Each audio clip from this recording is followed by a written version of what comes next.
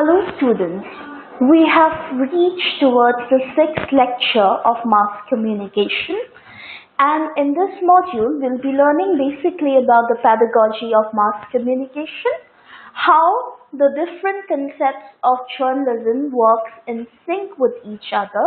So basically you'll be familiarized with the different intricate parts which goes to the making of journalism as a studies, and also will be dealing with the journalism studies in the Indian scenario. Now, in the previous lecture, we have studied about communication, the various modes of communication, the different models of communication, what is news, what are the elements which goes into the making of the news, the various news papers, the various magazines which are published, and so on and forth. However, in today's lecture, we will see what goes into the regulation of anything that is published or printed in our country. So, we'll learn about censorship and control of the press, the various media laws in India for the press, the media laws in India for broadcast, the media laws in India for films, media laws in India for advertisements, monopolies, some media organizations which control the entire news system in India, like the Press Council of India, the Audit Bureau of Circulation, the RNI and the INS. Then we'll learn about some international news agencies, followed by the Indian news agencies, the struggle of the NUICO and the McBride report. So, we begin with censorship. Now, what is censorship? The moment I say the word censor, it implies that there is a certain amount of rules, there's certain amount of restrictions which has been imposed. Now, censorship basically means the suppression or control of ideas, the public communication and information circulated within a society. So when a certain idea is floated in the society, we do have a censor board. Now the censor board acts as an evaluatory board which will strictly measure your ideas, strictly evaluate the ideas with the stringent rules that are being laid by the censor organizations. Now, it is basically the suppression or the control of ideas, any forms of public communication that is floated, any information that is circulated, all of them comes within a certain set of parameters which forms censorship. Now, the freedom of speech guaranteed by the Constitution of India can be suppressed if it is considered objectionable, harmful or necessary to maintain communal harmony. Now, in the previous classes, we had learned about Article 19, 1A of the Indian Constitution, which gives the freedom of speech and freedom of expression to the individuals. Then also Article 21 sees to the right of privacy of the individuals. Now, being an Indian citizen is entitled to certain amount of freedom. But then again, those freedom of speech, those freedom of expression are again censored by certain laws. So, the suppression is done because the government feels it necessary to control any objectionable, harmful or unnecessary things to maintain communal harmony. In other words, censorship is when a work of art expressing an idea which does not fall under the current convention is seized, cut up, withdrawn, impounded, ignored, maligned or otherwise made inaccessible to the audience. Now, in India, censorship is practiced in various levels. So, in India, when we talk about censorship, we find that the censorship takes place when it comes to books, when it comes to certain novels, when it comes to certain films, when it comes to certain group activities, and so on and forth.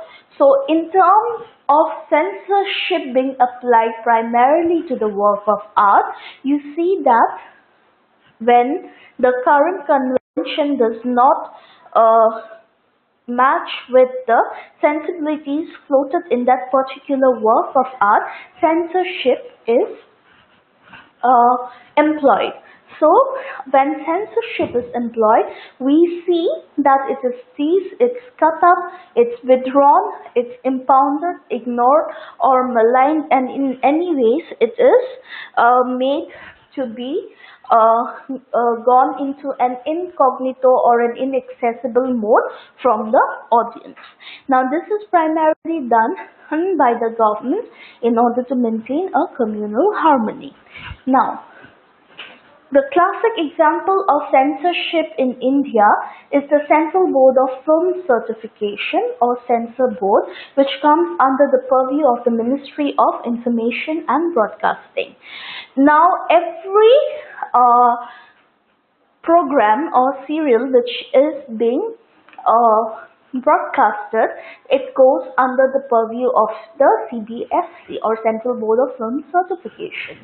Now, this comprises of a head and members which are from the industry itself and other prominent spheres of the country, and it falls under the purview of Ministry of Information and Broadcasting.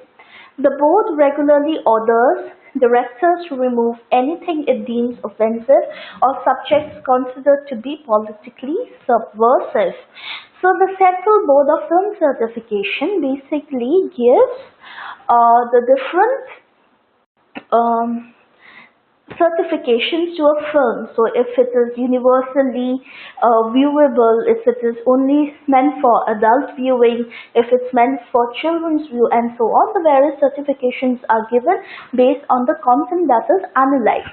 Now, any film which is released in India has to go through the CBFC before its release. Now, the CBFC will direct the directors of the particular film to remove any scenes or to modify scenes which are considered to be offensive or which are known to create communal disturbances in the country. The censorship of films is governed by the Cinematograph Act of 1952. Now, according to the Cinematograph of 1952, this CBFC, or Central Board of Film Certification, assigns certificates as universal adult and parental guidance to the films in India before public exhibition. So once a movie is released on any topic, it has to go through the scrutiny of the CBFC. Now, the CBFC will evaluate every scene of the movie and will give certain cuts or modifications which the director has to adhere to.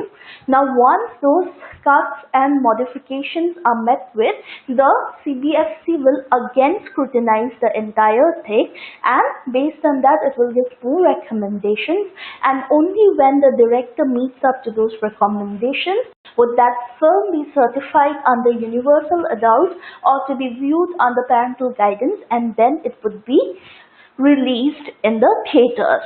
Now, this is a classic example of censorship by CBFC. Now, Padmavati was the current movie which was directed by Sanjay Leela Bansali. Now, it said that Prasoon Joshi, the current head of Central Board of Film Certification, had ordered as many as 300 cuts in the movie, including the major change in the movie title. Now, this was because there was this Karni Sena from Rajasthan which was protesting against this movie. There were accidents in the site of the movie said there were murders involved and there were death threats given to the director, the lead actors, and so on, primarily because they believed that this was against the Rajput tradition. So you had women who gathered in public spaces who were talking about the valor of the Rajput movement. So the CBFC had initiated that 300 cuts needed to be made, and Sanjay Leela Bhansali came up with the word that this is not a direct dig on the Rajput women. This is actually based on the poem which was written by one of the poets of that time, and this is just a work of fantasy, and in no way does it defile the Rajput pride and culture. So finally, CBFC allowed the film to be released. By a major change from Padmavati, it became Padmavat, and once the movie was released, even the Karni Sena had withdrawn its protest, saying that yes, indeed, there was nothing objectionable in the movie, and that it indeed valorized the Rajput pride and valor of the Rajput women. Now, acts formulated by governments to censor the press. Now, the Censorship of the Press Act 1799, then you have the Licensing Regulation 1823 Act, the Press Act of 1835 or Metcalfe, Licensing Act of 1857, Registration Act of 1867, Vernacular Press Act of 1878, Newspaper Incitement to Offences Act 1908, and the Indian Press Act of 1910. Now these were basically, if you see the time frame, these were the acts which were given by the British government in order to curb the nationalist fervor which was very prominent at that point of time in India.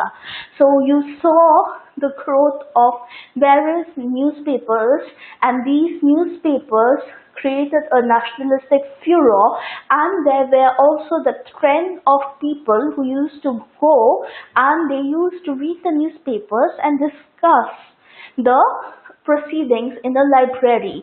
The library became a site where with the discussion of the newspapers, the people were accused of inciting violence against the British government, thereby defeating the purpose of communal harmony. So the British government basically put the Censorship of Press Act, the Licensing Regulation, the Press Act of 1835 or Metcalfe, Licensing Act 1857, Registration Act 1867, the Vernacular Press Act 1878, the Incitement to Offences Act 1908, and the Indian Press Act of 1910. Now let's deal with these acts individually in detail. So the first act is Censorship of the Press Act of 1799. Now, Lord Wesley enacted this act anticipating French invasion of India. It imposed almost wartime press restrictions, including pre-censorship. Now, these restrictions were relaxed under Lord Hastings, Warren Hastings, who had progressive views, and in 1818 pre-censorship was dispensed with.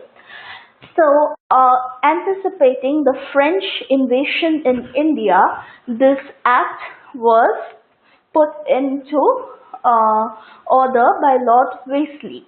Now, it imposed almost wartime press restrictions. So, this was mainly to protect the interest of the country based on the fact that the newspapers would leak vital information and which would make the country prone to be attacked by the French.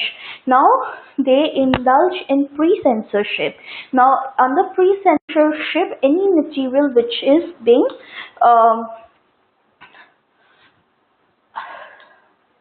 published by the government, published by the newspaper agency, had to first clear the screening from the government. Now, these restrictions were relaxed under Lord Warren Hastings, who had progressive views, and in 1818 this act was done away altogether. Then you have the Licensing Regulation Act of 1823. The acting Governor General John Adams, who had reactionary views, enacted this act. So the licensing regulations were put into course by John Adams, who was the Governor General then, and he had very reactionary views. Now, according to this regulation, starting or using a press without license was a penal offence. So, in order to have a press, the owners had to take certain publications. Now, this permissions meant that the owners were willing to subdue themselves, be submissive enough to the needs of the government. Now, if a press was started without going through the regulations, then it was considered as a penal offence. Now, these restrictions were directed chiefly against Indian language newspapers or those edited by the Indians. Now, remember, when the nationalist furor was at place, this act was put into form primarily because they felt the need to control the sprouting growth of newspaper in almost every household.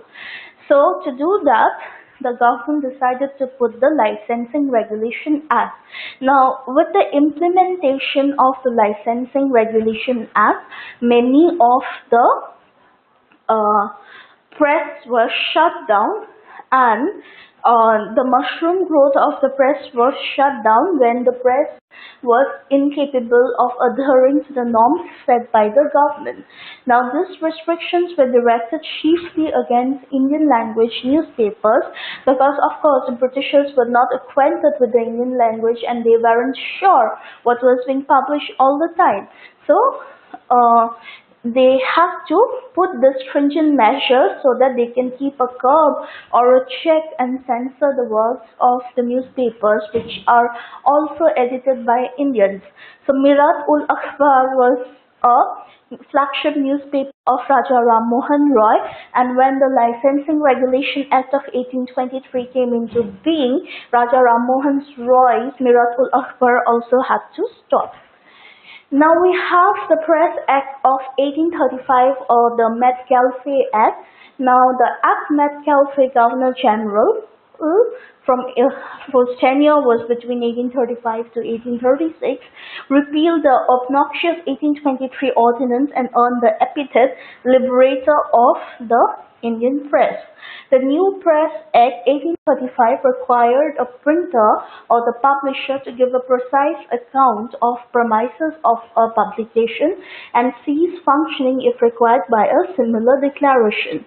The result of a liberal press policy was rapidly seen, and there was a rapid growth of newspapers. So, Metcalfe Act was very liberal in nature, and according to the Metcalfe Act, the Act which was implemented by Governor General between the time period of 1835 to 1836, the governor earned the distinction of being the liberator of the Indian press. The new Press Act 1835 required a printer, a publisher to give a precise account of the premises of a publication and cease functioning if required by a similar declaration. The result of a liberal press policy was a rapid growth of the newspapers. Then you have the Licensing Act of 1857. Now, due to the emergency caused by the 1857 revolt, this act imposed licensing restrictions in addition to the already existing registration procedures by the Metcalfe Act. Now, the emergency was one time period where there were a lot of restrictions, and these restrictions were imposed in addition to the already existing registration procedure laid down by the Metcalfe Act. Now, the government through this act reserved the right to stop publication and circulation of any book, any matter which they found provoking enough. Then we come to the Registration Act of 1867. Now this replaced Metcalfe's Act of 1835 and was of a regulatory, not restrictive nature. Now, as per this act, every book, every newspaper was required to print the name of the printer and the publisher and the place of publication. Now remember, this was essential because this helped the government to keep a tab of the writer, from where the book was published, the time it was published, and so on. And if necessary, given the previous act, the publishing house could be stopped if the government found it inappropriate. Then a copy was submitted to the local government within 1 month of publication of the book. So every time a book was published, within a month of publication, it was sent to the government for reviews, and if any anomalies were found, then these books were again sent back. Now this was again essential because this act provided the government the ample opportunity to censor the book if and when necessary. Then we have the Vernacular Press Act of 1878.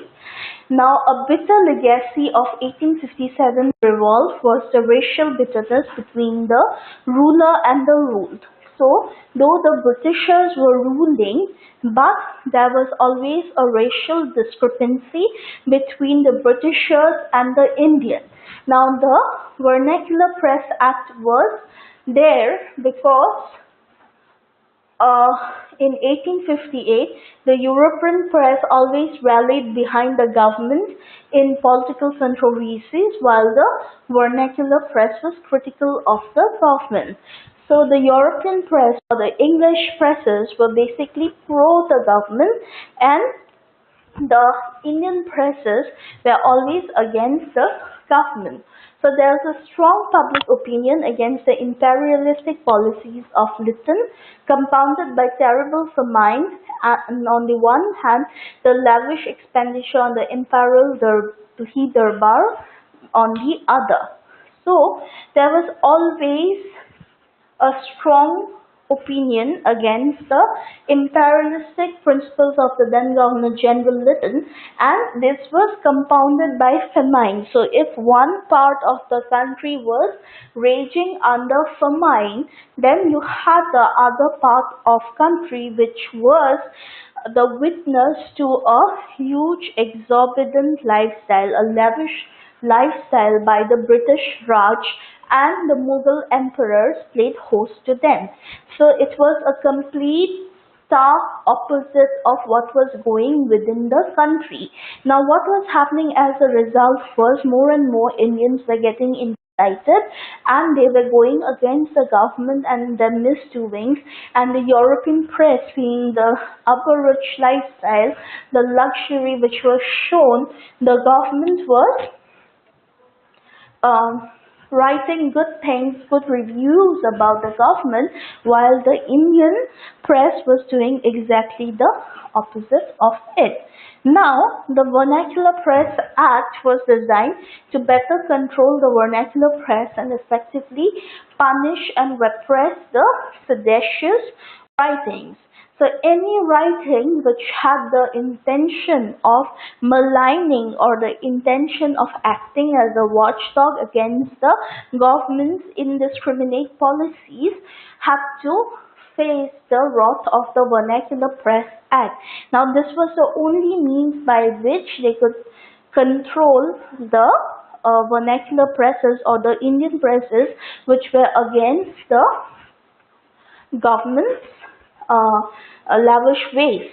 So this was actually a kind of a strangler to the basic freedom of expression, the freedom of speech by the Indian citizens. So while one part of the country was going through a terrible breakdown, the other part of country was basically enjoying it despite the fact that the common people were put into a very unfortunate stance. Now, what were the provisions of the Vernacular Press Act? The district manager was empowered to call upon the printer and publisher of any vernacular newspaper to enter into the bond with the government. So you had the district magistrate,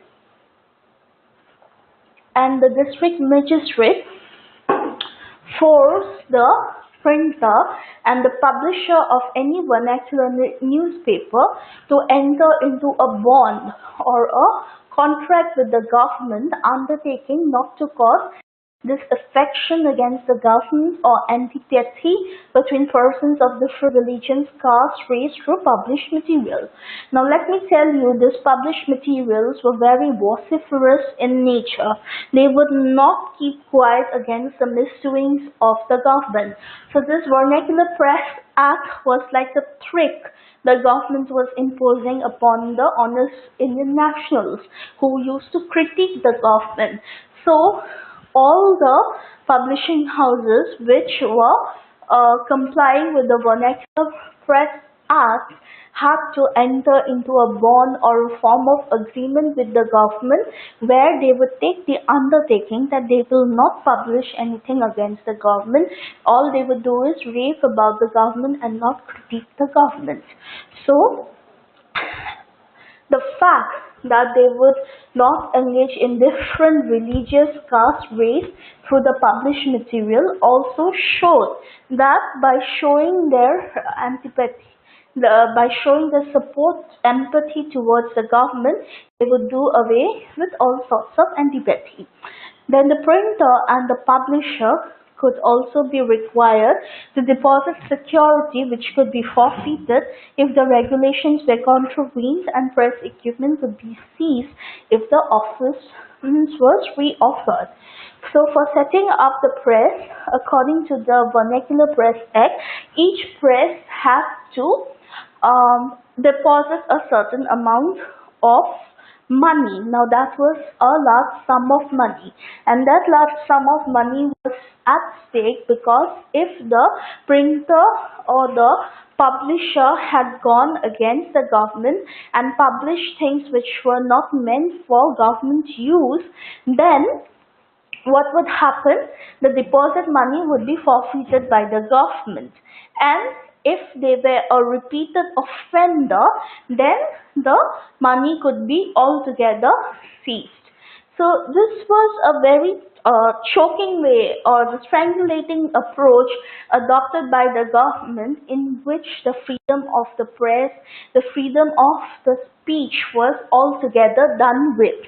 So basically the press, the printer and publisher were made to forcefully swear an allegiance towards the government, and it was through that allegiance that the government made sure that they would not publish anything against the government. And there they do so, the amount, the lump sum of money which was deposited by the printers and publishers, the entire amount would get forfeited, and if they were regular offenders, the government punished them more by eventually seizing the printing materials and shutting the press. Now, the magistrate's actions was final and no appeal could be made in a court of law. Now this itself implies the atrocities which were committed by this act.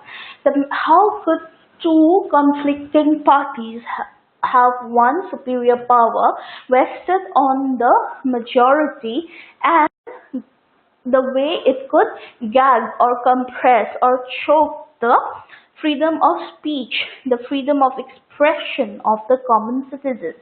So this is what the Vernacular Press Act exactly did. So the magistrate's actions was final, and to appeal, no appeal could be made in the court of law.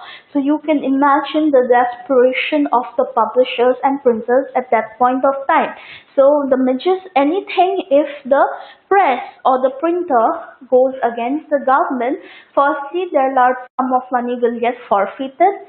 Imagine after that, if they continue doing it, their printing materials will get seized. They'll be forced to shut the printing press, and that was not it. They couldn't even appeal against the magistrate's misdoings because it would not be entertained further by the government. So, a vernacular newspaper could get exemption from the operation of the Act by submitting proofs to a government censor. Now, the government had placed the censorship at all levels. A vernacular newspaper could get exemption from the operation of the Act by submitting proofs to the government censor. Now, this Act came to be nicknamed as the Gagging Act. Now, the worst features of this Act were discrimination between English and vernacular press and no right of appeal. So, with this Act in being, there was no chance in which the Indian press could flourish. The Indian press could no longer publish what they wanted to publish because they were constantly under the control of the government, and basically there was no way in which they could appeal against the government.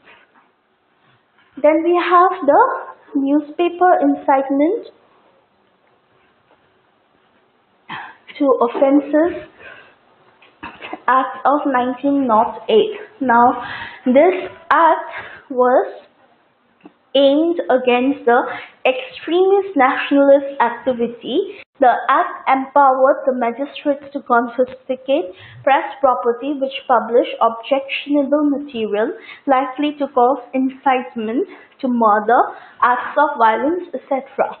So now this Act was again an extremist nationalist activity, was against an extremist nationalist activity. So the country was basically divided into two presses: the press which would always rave about the government and the press which would go against the government. Now, since the vernacular press was thought to go against the government, this was set into action where the magistrates were empowered with the right to confiscate the press property which published objectionable material and which, according to them, were likely to incite violence in the country. So basically, the vernacular press lost all its freedom with the Vernacular Press Act and the Newspaper Incitement to Officers Act, because basically the printing house lost all their control along with the forfeiture of the deposit money and the confiscation of the printing materials. This could also lead to the shutdown of the printing press altogether if it was thought to incite any acts of murder or violence against the government.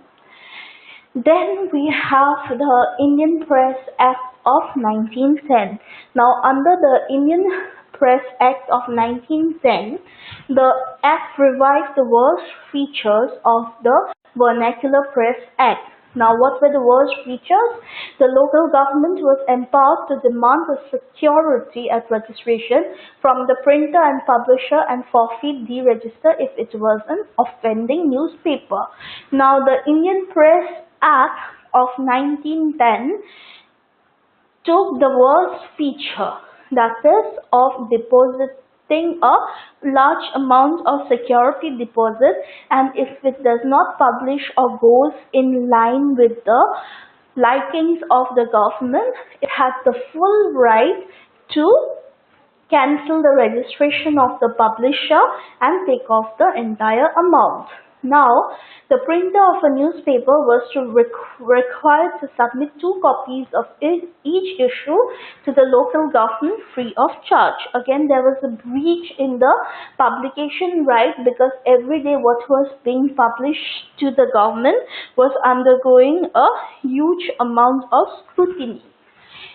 Bal Gangadhar Tilak, as the leader of the militant nationalists, was tried on charges of sedition and transported to Mandalay, which is Burma, for 6 years. Now, Bal Gangadhar Tilak had already his nationalist papers running, and Tilak was considered to be the militant nationalist, and he was tried on charges of sedition or maligning of the government, spoiling the reputation of the government, and then he was transported to Burma for 6 years. Now this led to a countrywide protest. Now in Bombay, the textile workers and the railway workshop workers took on the army in streets and went for strike for days. Now Lenin hailed this as the entrance of the Indian working class in the political state. So until then, the Marxist economy was rising, where the bourgeois and the proletariat difference were strongly prevalent, and the rich were getting richer and the poor were getting exploited. So after the Indian Press Act came into being, there was a nationwide protest, and in Bombay, the textile workers refused to work. They went into the streets and they continued to hold the strike for days. So Lenin hailed this as the entry of the Indian working class into the Indian political scenario. Now we come to the notion of media laws in India. Now, the mass media laws in India have a long history and are deeply rooted in the country's colonial experience under the British rule. Now, the earliest regulatory measures can be traced back to 1799, when Lord Wesley promoted the press regulations, which had the effect of imposing pre-censorship in an infant newspaper publishing industry. So the onset of 1835 saw the promulgation of the Press Act, which undid most of the repressive features of the earlier legislations on the subject. So in India, the earliest law can be traced in 1799, when Wesley promulgated the Press Regulation Act. In 1835, the promulgation of the Press Act saw that it undid most of the repressive features of the earlier registrations. Now thereafter, on 18 June 1857, the government again passed the Gagging Act, now which among various other things introduced compulsory licensing for the owning or the reowning of printing presses, empowered the government to prohibit the publication or circulation of any newspaper, book or printed material, and banned the publication or dissemination of statements or news stories which had a tendency to cause a furor and thereby weakening the authority. So by 1857, when the Gagging Act came into being, then there was a massive control into the workings of the press. Now what was happening because of this, that the publishers were losing their control. They had to deposit money. Anything which would be written against the government would be confiscated. The printing materials would get confiscated. The security deposit would get forfeited. Then there was a ban on the publication or dissemination of statements or news stories which had the tendency to cause a furor against the government, thereby weakening their authority.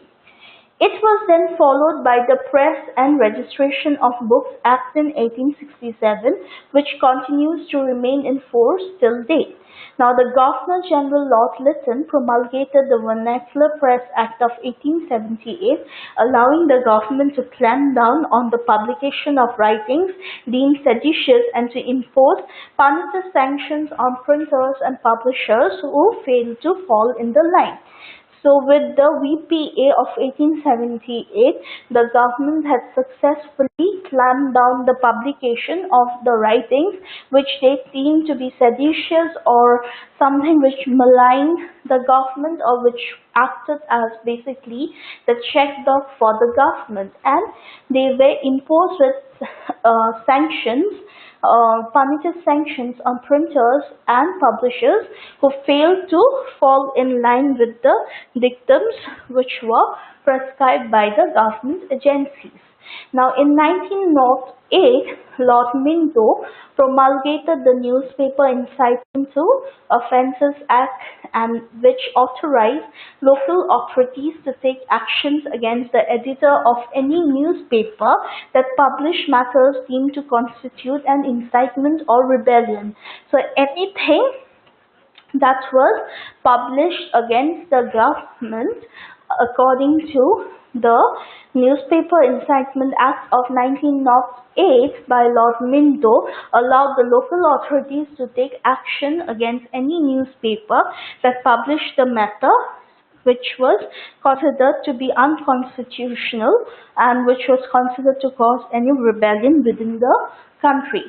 Now, however, the most significant day in the history of media regulations was 26th of January 1950, the day the Constitution of India was brought back to force. The colonial expressions of the Indians made them realize the crucial significance of the freedom of press. Now, such freedom was therefore incorporated in the Constitution in order to empower the press to disseminate knowledge to the masses, and the Constituent Assembly thus deciding to safeguard the press as a fundamental right. So by 26 January 1950, when the Indian Constitution was finally implemented, the provision for freedom of press found a clause, and under such the freedom was incorporated in the Constitution to empower the press. Now, by empowering the press, the large amount of knowledge which had to be disseminated to the masses was thus given, and that is how the Constitution of India safeguarded the fundamental right. Now, although the Indian Constitution does not expressly mention the liberty of the freedom of press, it is evident that the liberty of the press is included in the freedom of speech and expression under Article 19(1)(a). It is there in the Indian Constitution under 19(1)(a) article that every individual has the right or the freedom of speech. Every individual can express things as they want to, provided they do not indulge in unconstitutional offences. Every individual has the right to take up any profession they want. They have the right to move in any parts of the country or to assemble as and when they want. However, with the freedom, the government also again imposed certain restrictions. However, these were milder in nature. So it is, however, pertinent to mention that such freedom is not absolute but is qualified by certain clearly defined limitations under Article 19(2) of the Indian Constitution for the better interest of the public. Now, let's come to the print media laws of India. The Press and Registration of Book Act 1867. Now, this act regulates the printing press and newspapers and makes registration with an appointed authority compulsory for all printing press. Now, in order to have a printing press, you need to have the Press and Registration of Books Act 1867. So this act regulates the printing press and the newspapers and makes registration with an appointed authority compulsory for the printing press. The Press Objectionable Matters Act of 1951. Now this enactment provides against the printing and publication of incitement to crime and other objectionable matters. The Press and Registration of Books Act 1867 says that the printing press and newspapers should be having a common registration and all printing presses should adhere by it. The Press Objectionable Matters Act 1951 enactment provides against the printing and publication of materials which might incite or provoke crime and other objectionable matters. Then you have the Newspaper Prices and Pages Act 1956. Now this statute empowers the central government to regulate the price of the newspaper in relation to the number of pages and sizes, and also to regulate the allocation of space to be allowed for the advertising matter. The Newspaper Prices and Pages Act of 1956 empowers the central government to regulate the price. Now, the price of a normal newspaper at this day is coming up to 7 rupees. It has never seen a phenomenal increase in the price. This is because of the Newspaper Prices and Pages Act of 1956. Though the publication cost is earned by the advertisements, but the central government has ordered the statute that to regulate the price of the newspapers in relation to the number of pages and sizes, and also to regulate the allocation of space to be allowed for advertising matters. Now, then you have the Defence of India Act 1962. Now this act came into force during the emergency proclaimed in 1962. Now based on this act, the act empowered the central government to issue rules with regard to prohibition of publication or communication. So this act basically issued certain rules and regulations when it came into communicating things which were of civil defense nature, military operations, prevention of prejudicial reports, and prohibition of printing or publication of any matter in the newspaper. So under the Defence Act, there were a host of rules and prohibitions which did not allow the defense strategies, the military operations, the prejudicial reports, etc. to be easily published in any newspaper without appropriate scanning and without appropriate regulations. Then you have Delivery of Books and Newspapers Act. Now, under the Delivery of Books and Newspapers Act by the Public Libraries Act of 1954, now under this act, the publishers of the books and newspapers are required to deliver free of cost a copy of every published book to the National Library at Calcutta and one copy each to the 3 other libraries specified by the central government. Now, according to this act, the publisher of the books and newspapers are required to deliver free of cost copy of every published book. Now, there is a National Library at Calcutta set only for that purpose. So, any book that is published and any newspaper that gets published, it is required under the Delivery of Books and Newspapers Act that they be sent to the National Library at Calcutta and one copy each to the 3 other public libraries specified by the central government. Now this was done so that a curtailing could be done, a check could be done on what was actually being published by the printing presses. Then You have the working journalists and other newspaper employees, Conditions of Service and Miscellaneous Provisions Act 1955. Now it lays down the minimum standards of service conditions for newspaper employees and journalists. So they will have conditions on payment, they will have conditions on journalistic ethics and so on. So the Working Journalists and Newspaper Employees Act will lay down everything where the minimum standards of services are scrutinized. Then you have the Civil Defence Act of 1968. Now it allowed the government to make rules for the prohibition of printing and publication of any book, newspaper or document prejudicial to the civil defense.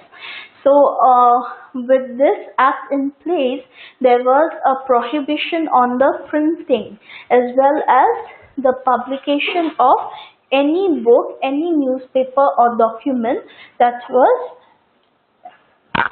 matter to prejudice of the civil defense. Then you have the Press Council of India Act. Now under this act, the Press Council was reconstituted after 1976 in order to maintain and improve the standards of the newspapers and the news agencies of India. So basically you have the Press Registration Act, which will help you register the printing presses, and they are appointed authorities which have made it compulsory for all presses to register. Then any objectionable matter will come into straight scrutiny by the Press Objectionable Matters Act. Then under the Newspaper Prices and Pages Act, any printed newspaper and pages will be regularized and the prices will be stabilized and set according to the dictates of the government. Defence of India Act prohibits the publication of prejudicial reports or printing of any matters related to defence without prior permission and clearance.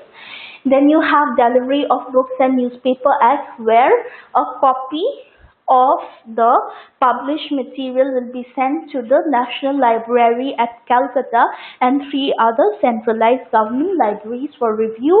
Then the Working Journalists Act will look after the standards of service and conditions for newspaper employees and journalists. Then you have the Civil Defence Act, in which the rules for prohibition of printing and publication of any book, newspaper or document comes to the civil defence. Then you have the Press Council Act of 1978, and under this act it is reconstituted to maintain and improve the standards of newspaper and news agencies in India. Then we go to the media laws for broadcast. Now the Broadcasting Code adopted by the Fourth Asian Broadcasting Conference in 1962, listing certain cardinal principles, was chiefly set up to govern the All India Radio and has been ideally broadcast by the Broadcasting and Television Organization. So even though it was set up primarily for All India Radio to look after the factors, however, these has been equally implemented by the television industry. Now the main objective of setting up this laws for broadcast was to ensure that the objective presentation of news and fair and unbiased comment is presented to promote the advancement of education and culture. Now with the fair promotion of radio, with the fair promotion of television, it was ensured that a objective presentation of news took place, and there was also the advancement of education and culture. Then to raise and maintain high standards of decency and decorum in all the programs, this law was enacted. Now under the laws of broadcast, the purpose of it is also to provide programs for the young, which by variety and content will inculcate the principles of good citizenship. Now, under this act, you will also see that there is a promotion of the communal harmony, religious tolerance, and international understanding. So today we have programs which are monitored to see that there is no obscenity which is broadcasted during a specified channel content. Then you'll have programs for the young viewers. Now these young viewers will have the shows which will promote a variety of content in order to impart the principles of a good citizenship. Then you have to promote communal harmony, religious tolerance, and international understanding. Then to treat controversial public issues is an impartial and dispassionate manner, and also to respect the human rights and dignity. Now you also have the Cable Television Networks Regulation Act of 1995.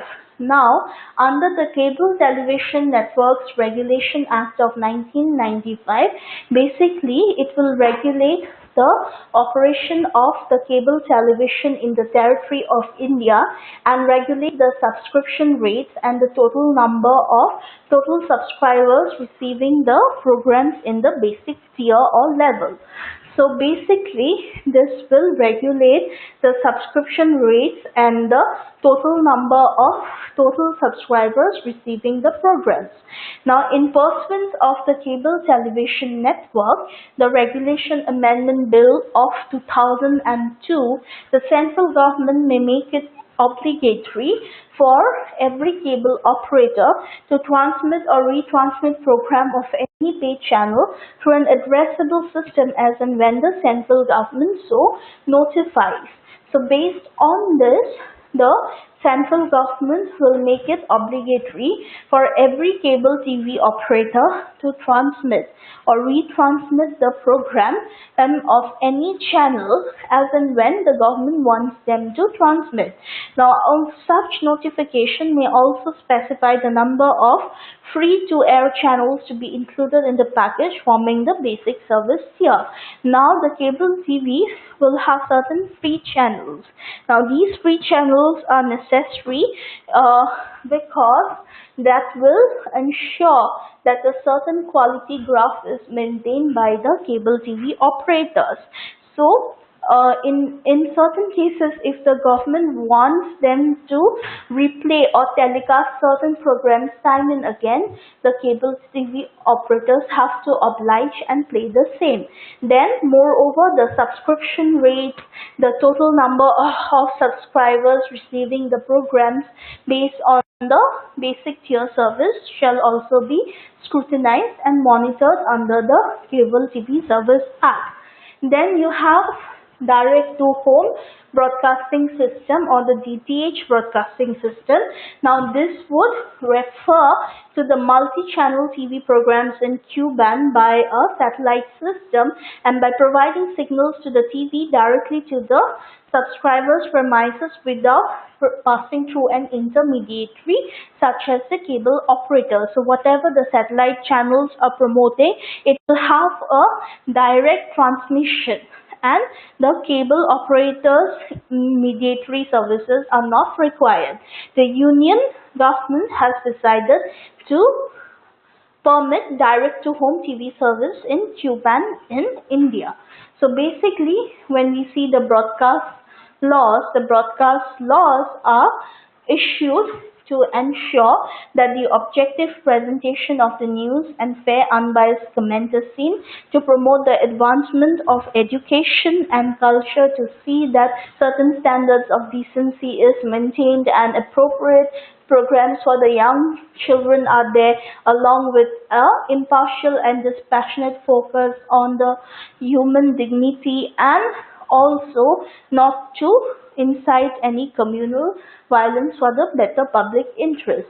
So with the Cable TV Regulation Act, whatever is being shown by the cable TV members, the network is regulated by the central government. When the government wants them to retransmit something, they have to readily do so. They have to provide certain number of channels so that every basic tier level people can have access to it, and they have to give certain number of free channels. And with the DTH system, according to the media law, multi-channel programs are being directly transmitted from the satellite without the interference of cable TV as the mediator, and it is directly aired, and with the help of Q-band, people get direct access to the programs. Now we come to the media laws in India for films, or the Cinematograph Act of 1952. The Cinematograph Act of 1952 has been passed to make provisions for a certification of cinematograph films for exhibition by means of cinematography. So under this act, a Board of Film Censors, now renamed under Central Board of Film Certification, with advisory panels and regional centers, is empowered to examine every film and sanction it, whether for unrestricted exhibition or exhibition restricted to adults. So the CBFC is there in order to classify any films that has been produced in the country before it gets aired to the public. It has to go through the Cinematograph Act, where based on certain parameters, the films would get classified into universal adult or parental guidance required levels. Now this is done so that there is a decency which is maintained, there is no communal disharmony, and it is essential to examine every film and sanction, whether unrestrained exhibition or for an exhibition restricted to adults, and so on. So basically the board is empowered to refuse to sanction any film for public exhibition if they find it inappropriate. Now we have the Copyright Act of 1957. Now according to this Copyright Act, it means that the exclusive right to commercially exploit the original literary, dramatic, artist, musical work, sound recordings, or cinematographic films as per the wishes of the owner of copyright, subject to the restrictions imposed in the Act. Now this Copyright Act means that you have a copyright or an exclusive right to commercially exploit the original literacy, dramatic, artist, musical work, sound recordings, etc., and as per the wishes or dictums of the owners of copyright, subject to restrictions imposed in the Act. Now, although this Act is applicable to all the branches of media, in some areas it is specific to the particular genre. So, in the case of a cinematograph film, to do or to authorize the doing of any of the following would lead to the infringement of rights.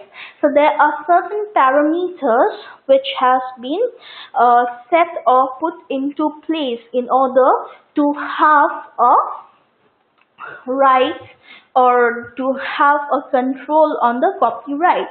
So basically those acts will actually have the following things. So basically, to make a copy of the film, it would lead to the infringement of the Copyright Act to cause the film insofar as it constitutes of visual images to be seen in public and insofar as it consists of sounds to be heard in public. To make any record embodying the recording in any part of the soundtrack associated with the film by utilizing such soundtrack to communicate the film by radio diffusion.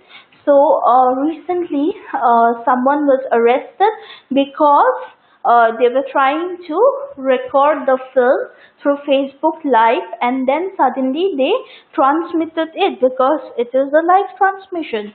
So this is a violation of the Copyright Act.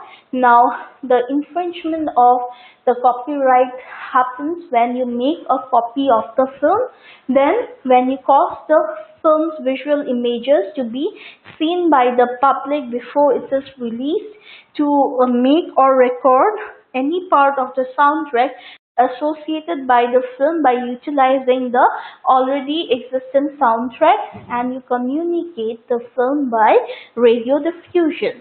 Now the Act also makes it a cognizable offense for anyone to sell, to hire, to distribute, to exhibit, possess, or view any unauthorized recordings, and prescribes severe penalties including imprisonment, fines, as well as confiscation of the equipment used for the purpose, such as recording and exhibition. So the Copyright Act makes it a cognizable offense for anyone to sell, to hire, to distribute, to exhibit, the possess any unauthorized recordings, and prescribes several penalties including imprisonment, fines, as well as confiscation of the equipment used primarily for the purpose of record and exhibition. So it will take off any equipment which you have used in order to record and infringe the aforementioned rights.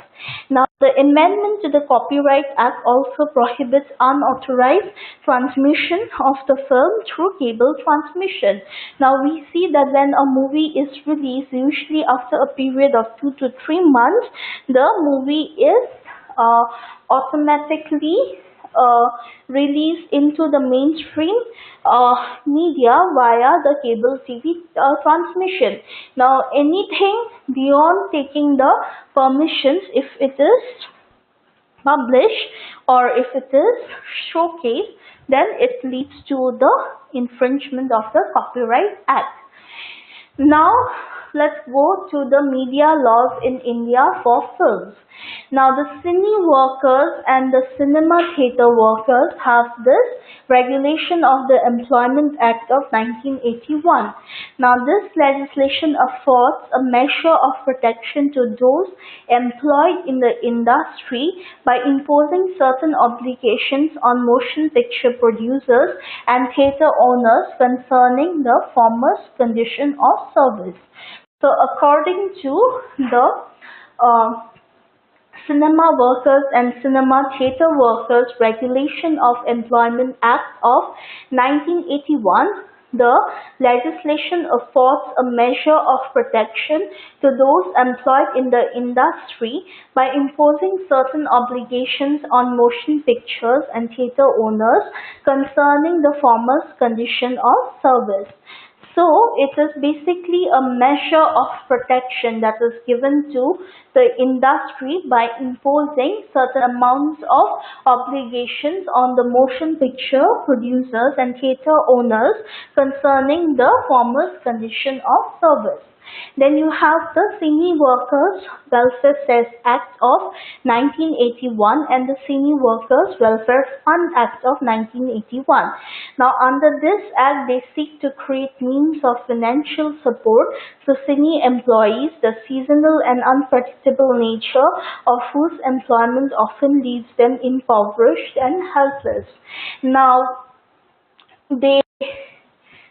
the primary focus of this act is to provide financial support to the employees, the seasonal and unpredictable nature of the employees, and to see the measures which often leaves them impoverished and helpless. Then you have the Bombay Police Act of 1951. Now, under the Bombay Police Act of 1951, it contains provisions empowering the police to regulate the exhibition of films in the states of Maharashtra. Now, under the Bombay Cinema Regulation Act of 1953, it will provide a scheme for state licensing of the cinema theatres and other places where the picture is exhibited. So every movie theatre will have a state licensing. Then you have the Bombay Entertainment Duty Act of 1923. Now, under the Bombay Entertainment Duty Act of 1923, it imposes a tax on the public exhibition of motion pictures and other forms of entertainment.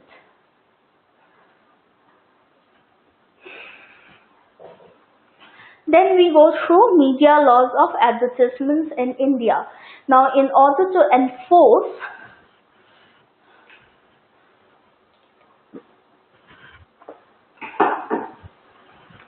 an ethical regulating code, the Advertisement Standards Council of India was set.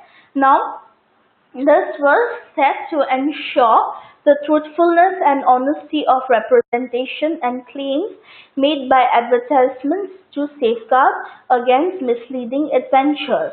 Now, this was done to ensure that the advertisements are not offensive to the generally acceptable standards of public decency. So every advertisement which gets published also needs to go through a certain amount of scrutiny. Now, this is done to enforce an ethical regulating code so that the advertisements are also monitored as it is done in the United States of America. Now, this was done to ensure a degree of truthfulness and honesty in the representations that were made, and the claims made by the advertisers were true, and this was mainly used to safeguard against the misleading advertisements. Now, this was done to ensure that advertisements are not offensive to the generally accepted standards of public decency. Then, in order to safeguard against indiscriminate use of advertising for promotion of products which are regarded as hazardous to society or to individuals to a degree or a type, it was unacceptable for the society at large. So basically, it was set up to see that indiscriminate use of advertising for production and promotion of products which was considered to be hazardous to the society, to the individual, to the degree or type is unacceptable. Then the media laws for advertisements were also set up to ensure that the advertisements observed fairness in competition so that the consumers needs to be informed on the choices in the market and places and canons of generally accepted competitive behavior in both the business are served. So when you have two competitive products being launched into the market at the same point of time, the Advertisement Council would see that there is no infringement between the healthy competition between the two business houses.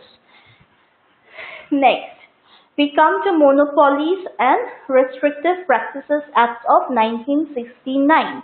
Now, before going to the monopolies and the restrictive principles of 1969, let us go back to the outline so that it's clear of what we learned. So till now, we have learned about how the press is controlled, then how the media laws are there for press, broadcast, films and advertisements.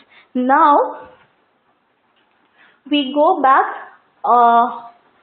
to how once the infringements, once the curbings are done, we will see how monopoly is there and how the Monopolies and Restrictive Trade Acts and Practices Act of 1969 deals with clauses which they seem punishable under the Indian Penal Constitution. Now, Section 36A of the Act with monopolies and unfair trade practices includes 5 major clauses. Now, any misleading, false and wrong representation, either in writing, that is in advertisements, warranty, guarantee, etc., oral at the time of sale, actual or intended, even if actual injury or loss is not caused the consumer buyer, constitutes as unfair trade practices. So if today I am selling a product and my product is seen to flout, the advertisement of my product is seen to be misleading in nature, to be false in nature, the actual product to be different from what is represented, the warranty period is not there, the guarantee is not what as it has been advertised, or there is an oral injury, or if not an actual injury, just a loss to the consumer and buyer, then it is considered to be a punishable offense. Then sales where there is an element of deception is also brought under the punishable offense under the Monopoly and Restrictive Trade Practices of 1969. Then there are also various business promotion schemes which will announce free gifts and contests, etc., where elements of deception is there. For example, you do see that you have certain products which will say that you have if you pay a amount of 200 rupees you will hit the lottery ticket of say $1 billion, and so all these will be false and they will be placed under the Monopoly and Restrictive Trade Practices Act of 1969. Then also there is violation, if there is a violation of laws existing for protection of consumers, then this act will be taken into consideration. Moreover, any manipulation of the sales with a view to rising of prices will be strictly dealt with under the Monopolies and Restrictive Trade and Practices Act. Now, let's go to the media organization. The first media organization which we will be dealing with is the Press Council of India. Now, the Press Council of India is a mechanism for the press to regulate itself. Now, the Press Council of India first was set up on the 4th of July 1966 as an autonomous statutory quasi-judicial body with Justice Shri J.R. Mudholkar, then a judge of the Supreme Court, as the chairman. Now, Press Council of India, as we can know from the term, was set up to regulate the press itself. So it was set up on the 4th of July 1966 with Justice J.R. Mudholkar, who was then the judge of the Supreme Court. Now, this Press Council of India is set to maintain the following functions: to help the newspapers to maintain their independence. So, the Press Council of India will help the newspapers to maintain their independence. It will help to build up a code of conduct for newspapers and journalists in accordance with the high professional standards.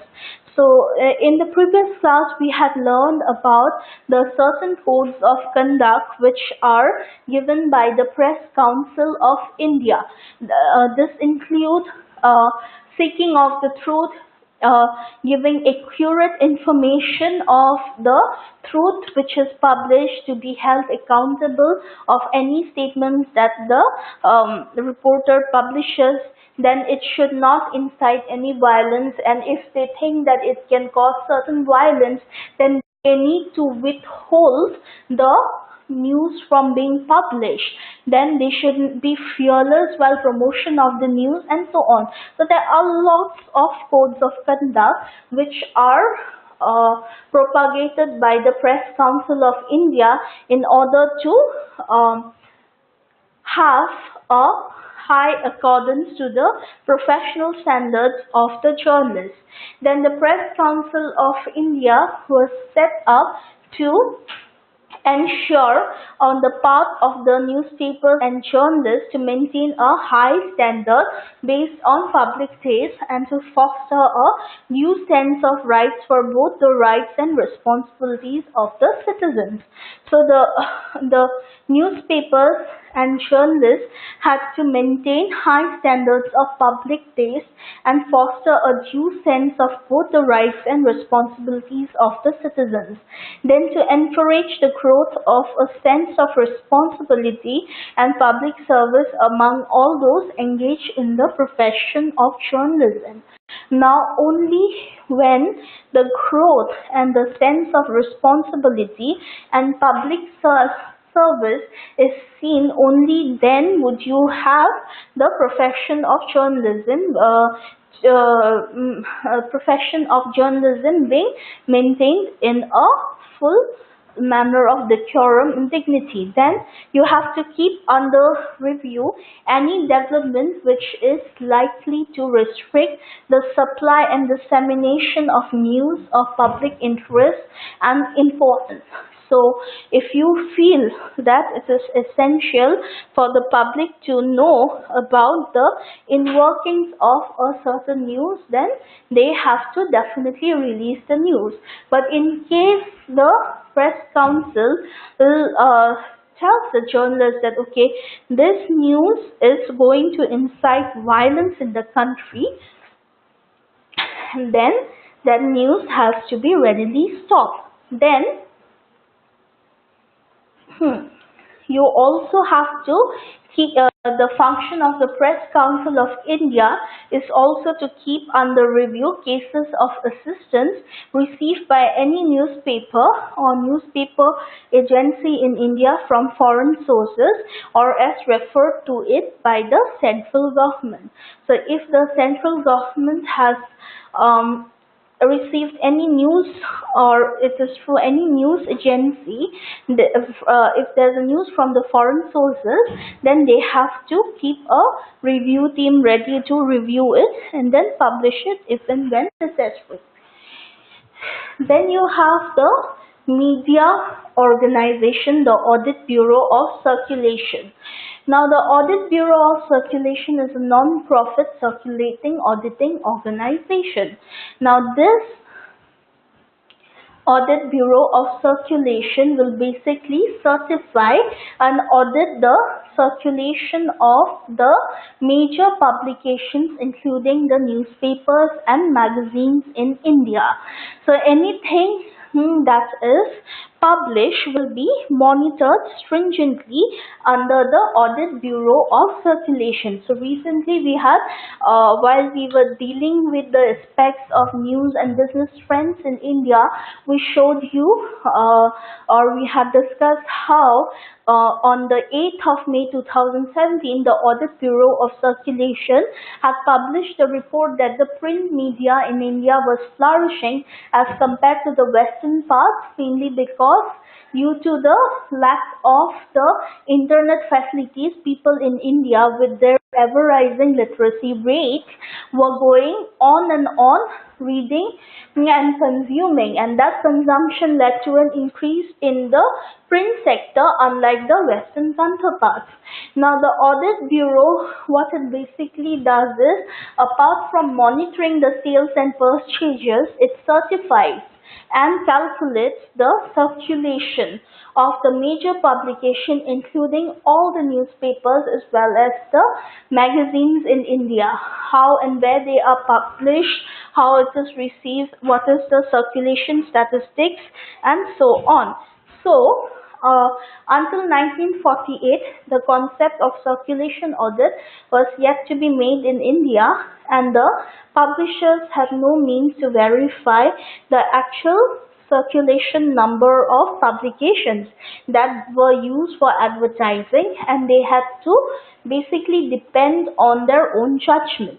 Now, under the before 1948, there was a host of publications and it was not monitored, and everything that was published or advertised, people had to use their own judgments. Now, once the Audit Bureau of Circulation came into being, the newspapers were actually made accountable, the magazines were actually made accountable, and the publishers were held by the means of verification which was provided by the Audit Bureau of Circulation, and they were used for advertisement, and they also had the help of the Audit Bureau of Circulation to verify the actual number of publications and the publications which were circulated in the country. Now, publishers also found it difficult to convince advertisers of the relative values of their publication for the purpose of advertising.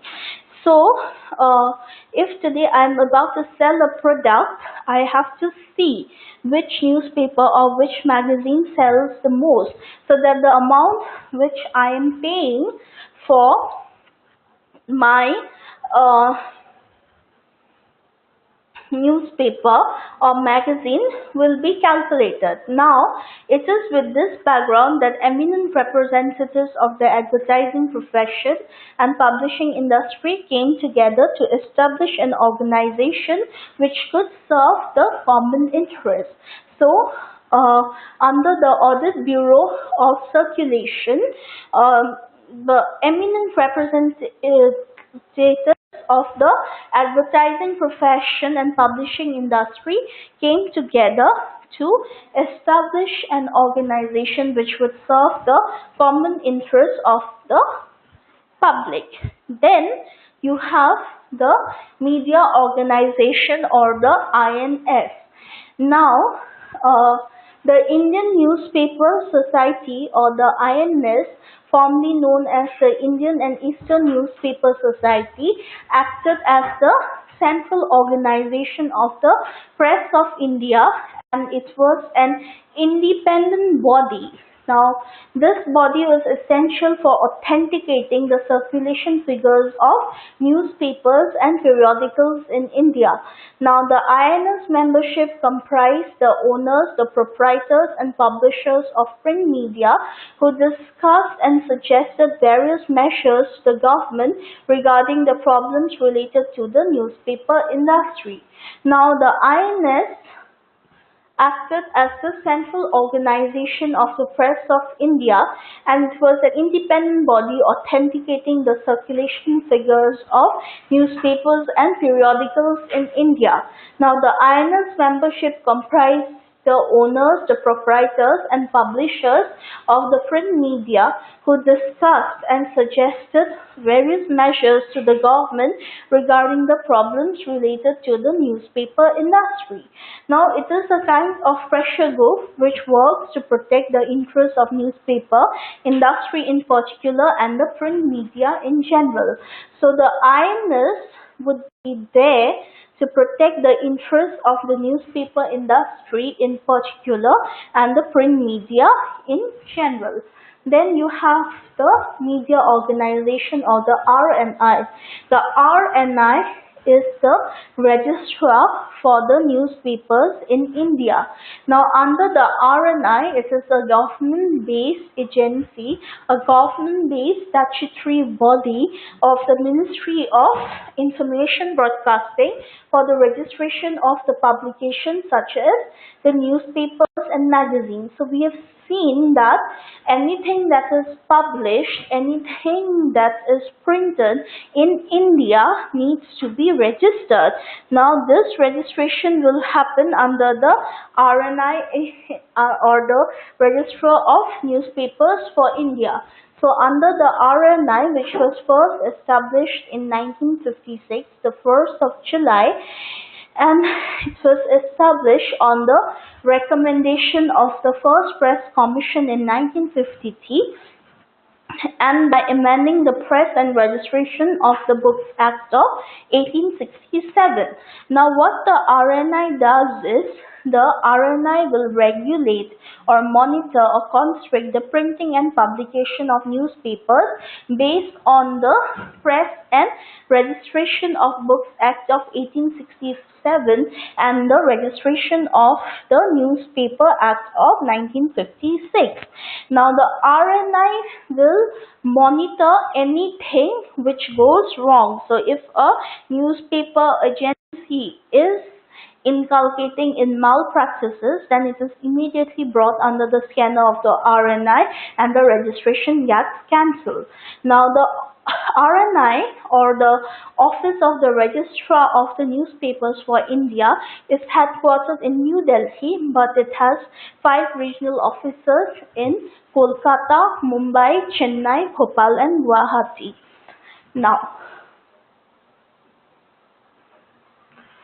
we have certain international news agencies. Now these international news agencies are the Associated Press or the AP Press of USA, the Agence Presse France Presse AFP, now the Pan-African News Agency or the PANA, the Pan-Asian News Alliance, again it's called PANA, then you have the MENA or the Middle East News Agency, the Kyodo News Agency Japan, Reuters United Kingdom, TASS from USSR, the Deutsche Press Agentur which is from the Federal Republic of Germany, then ANSA is Italian news agency, then you also have Central News Agencies of China and the Novosti Press Agency of the USSR. Now the work of these news agencies is to supply news. Now with a certain amount of fee, the news is exchanged among the newspaper publishing houses, and these news agencies will collaborate with each other for the better and faster dissemination of news. Then in India, we have the Press Trust of India, the United News of India UNI, the Indo-Asian News Service or the IANS, the ANI, the Asian News International, the CBB and the NNIS.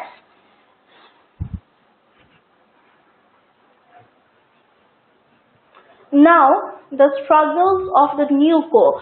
Now NUCO had basically 4 demands, that is the democratization, the decolonization, the demonopolization and the development.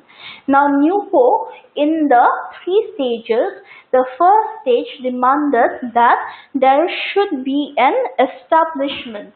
Now the establishment demanded the establishment of a free press and a balanced flow of information, and it rejected anything which would do away with cultural colonialism.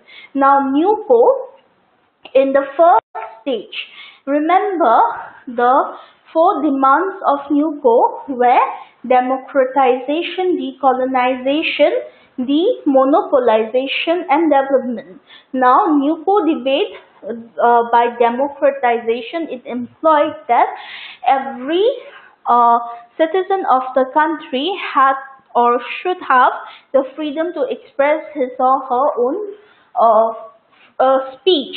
Then decolonization was an attempt to do away with the colonization or the garbage which was done by the British government. Then demonopolization was that the monopoly existed with only a few strong ownership houses. Now demonopolization meant that they wanted to do away with the monopoly system which existed among the powerful handful few. Now then of course you had the concept of development. Now the NUCO debate had 3 stages. The first stage was that between the time period of 1973 to 1976. Now in this time phrase, the NUCO demanded that there should be an establishment of a free and balanced flow of information, and they rejected any attempt at cultural colonization. So uh, with the various press rules and regulations which were being made out, it became necessary for the press to have a freedom of speech, to have a culture which would enable them to have a free and balanced flow of information. Now, NUCO suddenly rejected all the constrictions or the censorships or the curbings, and they rejected any attempts at cultural colonization. They did not want to be subjugated. So even the subjugated people. Now, this is the concept of Antonio Gramsci. Now, Antonio Gramsci had said that even the subjugated people start raising their voices. So, this is the thing that you cannot keep on subjugating people for a long period of time. So, at one point of time, they are going to raise their opinions. So, the first stage demanded to do away with any form of cultural colonialism. The first phase of NUCO was criticized to be very ideology driven. Now, remember that even though the subjugated people wanted to raise their voice, but it was very ideology driven, given the kinds of rules and regulations which were very much already into implementation and practice, it was practically not possible to carry on with it in a manner which might affect the overall working structure which was already in practice. So the demands of the NUCO was rejected to be ideology driven. Then the second stage. Now this stage was between 1976 to 1979, and it was one of the most important stages of the debate. Now under this stage, it was the phase when the theoretical paradigms of the first stage were researched upon, and a connection between ideology and reality in the world was established, much to the displeasure of the developing countries. Now, the first stage, which was rejected to be very ideology driven, in the second phase, people started researching more and more about it. Now, with the research taking into place, it was seen that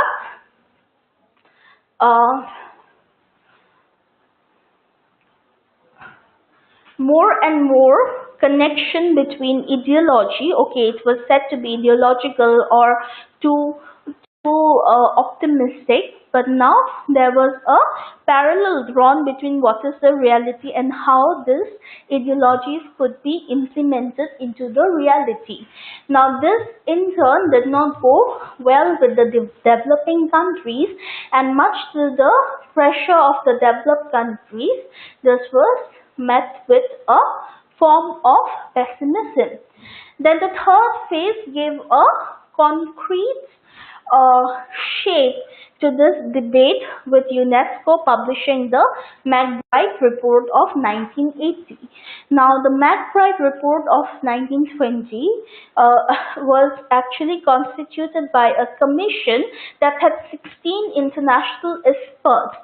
Now, each of the members of the commission were largely representatives of the world's political, economic and geographical spectrum, and they had been asked to study no less than the totality of communication problems in the modern societies.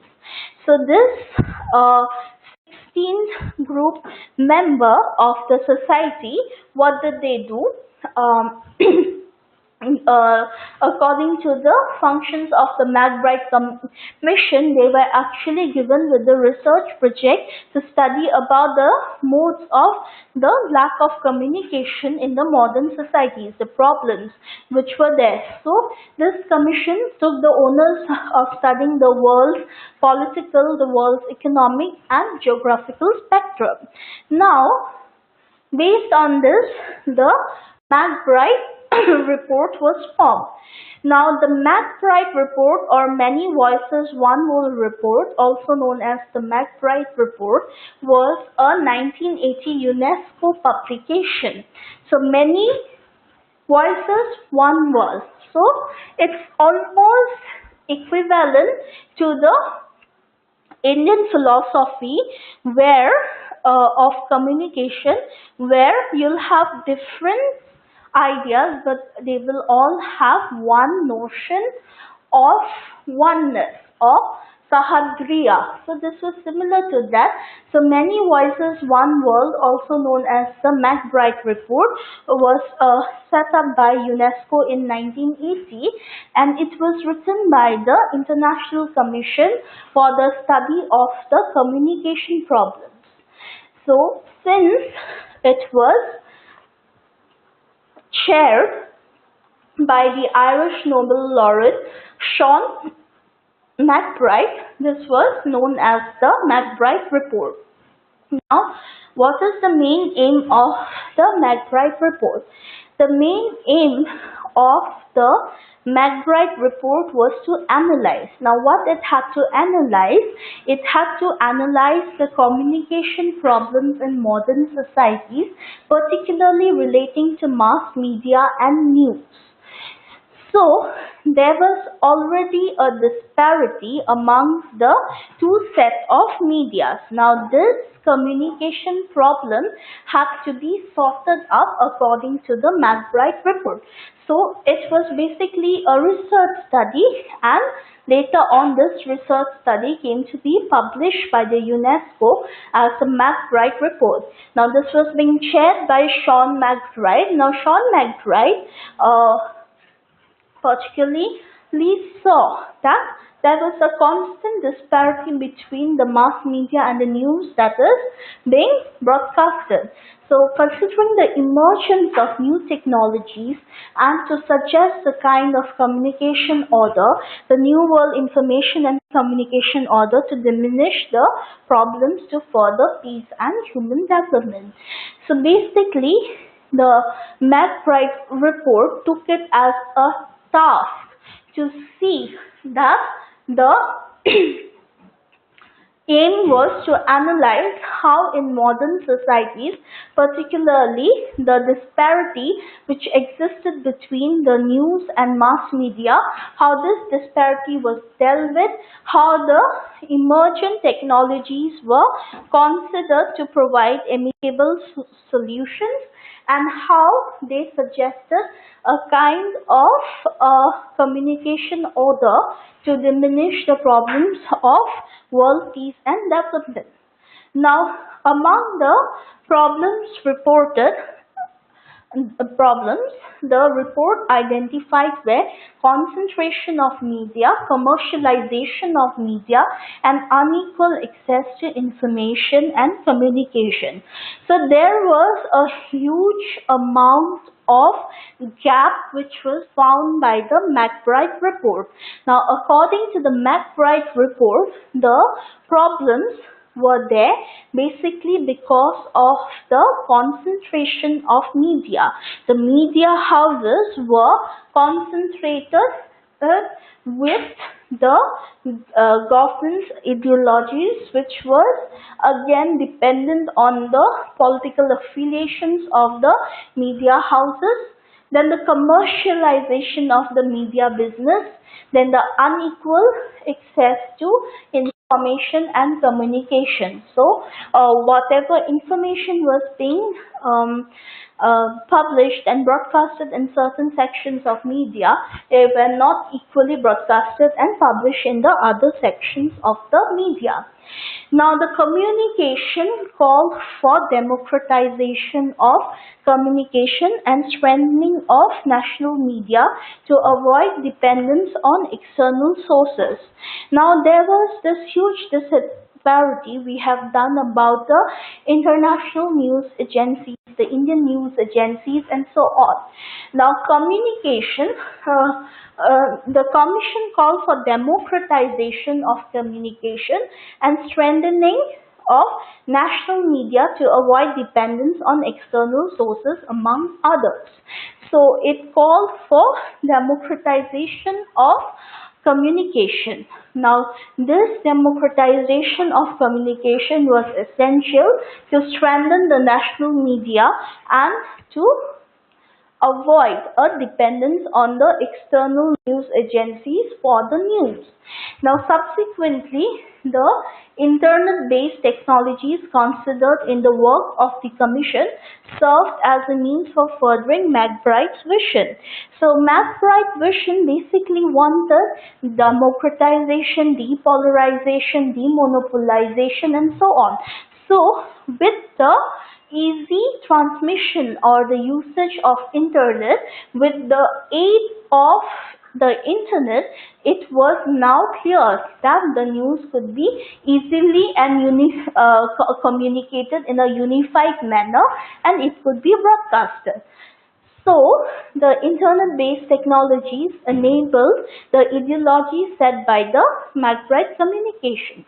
Now, while the report had strong international support, it was condemned by the United States and United Kingdom as an attack on the freedom of press. Now, both the countries withdrew from UNESCO in protest in 1984 and 1985 respectively, and later joined in 2003 and 1997 respectively. So with the McBride report, the entire world set in unison about this need to have a cohesive and lucidly clear media oneness. But this was refuted by the United Kingdom and the United States, and they withdrew from it only to rejoin it later in 2003 and 1997 respectively. So this was the McBride report, which dealt with the bringing of oneness amongst the various media house of the country.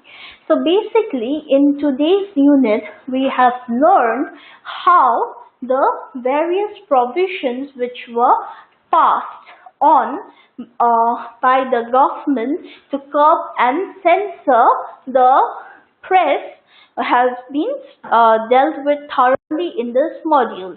So we have seen how the Censorship of Press Act works, the Licensing Regulation Act, the Press Act of Metcalfe, Licensing Act, Registration Act, Vernacular Press Act, Newspaper Act, and Indian Press Act. All of these acts goes into the formation of a stringent and suffocating Press Act, which led to the stifling of the basic freedom of press.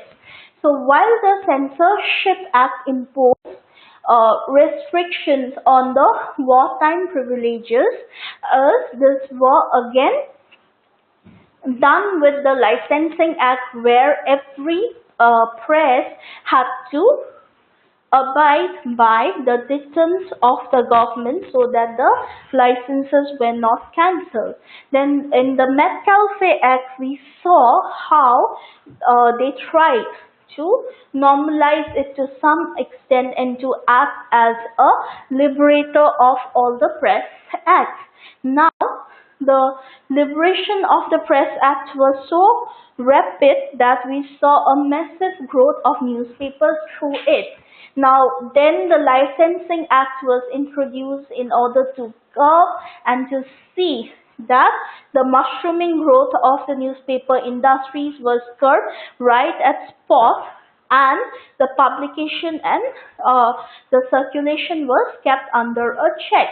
Now, with the Registration Act, we saw how it was required to make the printer accountable for what he is publishing, and the copy of the same would have to be published and given to the local government free of cost. So these were stringent measures. Now, the Gagging Act or the Vernacular Press Act was the worst act which would thwart all the needs of the McBride report.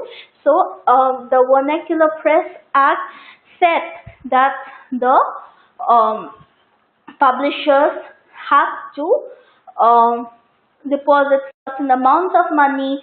Then if they went against the government or wrote about the atrocities of the government while one part of the country was starving, was under famine.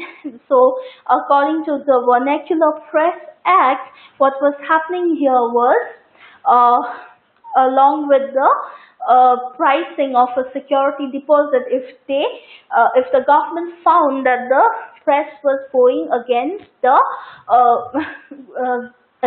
section of the government, then based on the different religious, caste and racial discrimination which the government would accuse the press of promoting it, they would require to forfeit the security deposit, and also the government would confiscate the printing materials, ultimately leading to the shutdown of the press. And what was more stifling was that they couldn't appeal against the government. Then the Indian Press Act also did the same thing, and we did see that slowly people were becoming more and more aware, and they started protesting against this misdeeds of the government. Then we have studied about the various media laws right from the period of 1799 up to the period of 1908, where any publication which was deemed to be seditious in nature were confiscated, and publications which fell in short of pleasing the government, they would be quickly shut down with the forfeiture of the security deposit and confiscation of the printing materials. Then while dealing with the print laws, we saw how the Press and Registration of the Books Act of 1867 regulated the printing presses and newspapers of India. Then the Press Act of 1951 helped in the enactment of the printing and public education materials, which led to incitement of crimes and other objectionable matters. Then the Newspaper Prices and Pages Act almost acted as a curbing or checking parameter, where the publications which were being printed were kept under a semi-price level. Then we saw the Defense Act, which prohibited the publication of the defense material without any proper scrutiny. Then also the Delivery of Books and Newspapers Act made it compulsory for the printing press to submit 2 copies of their published things to the Calcutta National Library as well as 2 other public libraries as issued by the central government. So then we have learned about the different journalistic ethics which were prevalent and maintained during that time period, along with the Civil Defense Act and the Press Council Act. We also saw how various broadcast acts were brought into control by the government to ensure free presentation and objective presentation of news and unbiased comment, advancement of education and culture, which raised the standards of decency and decorum in all programs. Then programs were monitored so that the young viewership could be encouraged, and with that we could see that the broadcasting technology took it upon themselves to inculcate the principles of good viewership amongst the small children, and they saw how various means could be addressed in order to promote communal harmony and religious tolerance and international understanding.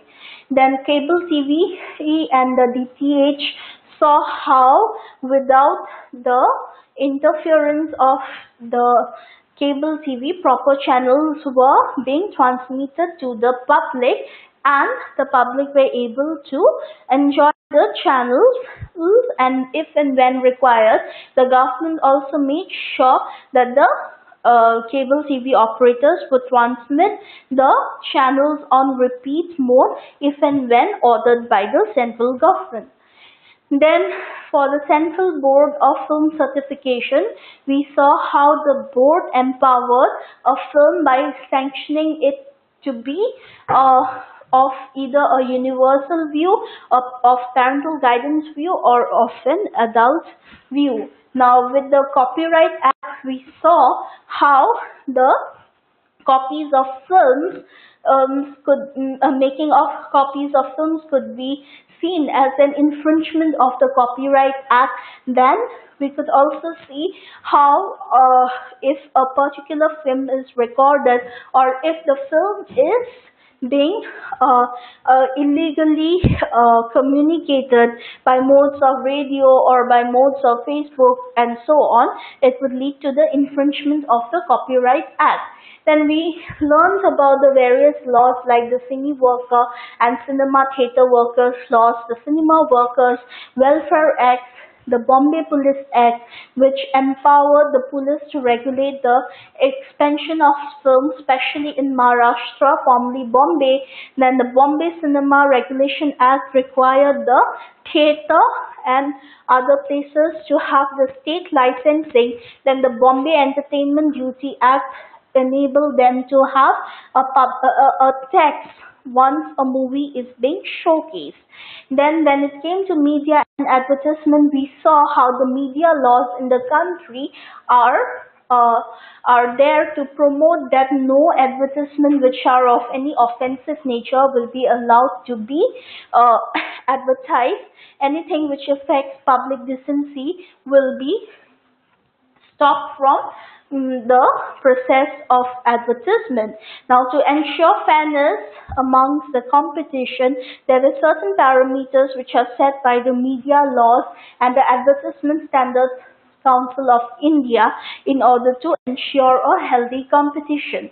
Then when we learned about the Monopolistic and Restrictive Trade Act, we saw that any of the 5 clauses, if it breached the 5 clauses which included misleading facts, information or sales or any schemes which tend to deceive people with free gifts and all, would all account to the violation of the Monopoly and Restrictive Trade Practices Act. Then we also came to learn about the various media organization like PCI, which will hold the independence of newspapers, which will conduct a set of code for the journalists to adhere to, and which will always review and see how the dissemination of news is done in a seamless and non-conflicting manner. Then agencies like ABC control the circulation of major publications and of newspapers and magazines in India.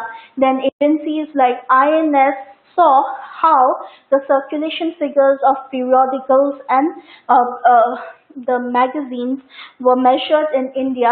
Then it comprised of the owners, the proprietors and publishers of print media, and was a consensus among those people who suggested various measures in order to tackle to all the problems of the newspaper industry. So it was basically a pressure group which was created to protect the interests of the newspaper agency. And so was RMI created with the headquarters in New Delhi and 5 regional headquarters in Kolkata, Mumbai, Chennai, Bhopal and Guwahati, to see how the registration of the publications such as newspaper and magazines are maintained in India. Then we also learned about the various international news agencies like the APA, the AFP, the PANAS, the MINAS and the Reuters, ANSA, Dutch Press, etc., along with the Indian press like PCI, UNI, IANS, etc., which all work together to give a democratic supply of news all across the world. Then we learned about the struggles of NUCO and the various phases of NUCO, which eventually led to the publication of the McBride report. Now, the McBride report enabled or asked for many voices, one world, and this enabled the members of the commission to identify the problems of media, the commercialization problems of media, the unequal distribution of information and communication, and subsequently how internet could be used as a useful tool for the dissemination of the news. And we also learn how certain countries like United States and United Kingdom already opted out of it, only to rejoin it during 2003 and 1997 respectively. So with this we come to the end of this lecture. Thank you once again.